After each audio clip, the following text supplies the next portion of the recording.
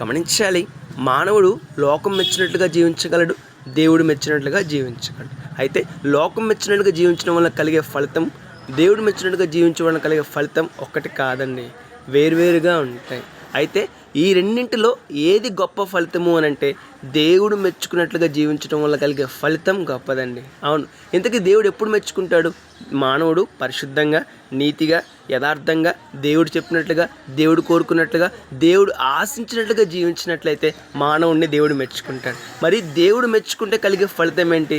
శ్రేష్టమైన ఆశీర్వాదం అండి, శ్రేష్టమైన బహుమతులండి, అన్నింటికి మించి శ్రేష్టమైన పరలోక రాజ్యాన్ని పొందుకుంటాం. ఇప్పుడు చెప్పండి, లోకం మెచ్చినట్టుగా జీవించడం వల్ల కలిగే ఫలితం గొప్పదా?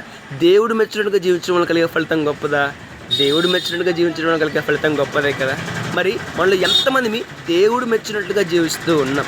మనలో ఎంతమంది నీతిమంతులుగా జీవిస్తూ ఉన్నాం? మనలో ఎంతమంది పరిశుద్ధులుగా జీవిస్తూ ఉన్నాం? మనలో ఎంతమంది దేవుడు చెప్పినట్లుగా, దేవుడు ఆశించినట్టుగా జీవిస్తూ ఉన్నాం? ఒకసారి ఆలోచించేద్దాం, మన జీవితాన్ని మార్చుకుందాం, దేవుడు మెచ్చినట్టుగా జీవిద్దాం, రేపటి శ్రేష్టమైన పరలోక రాజ్యాన్ని పొందుకుందాం. May God bless you.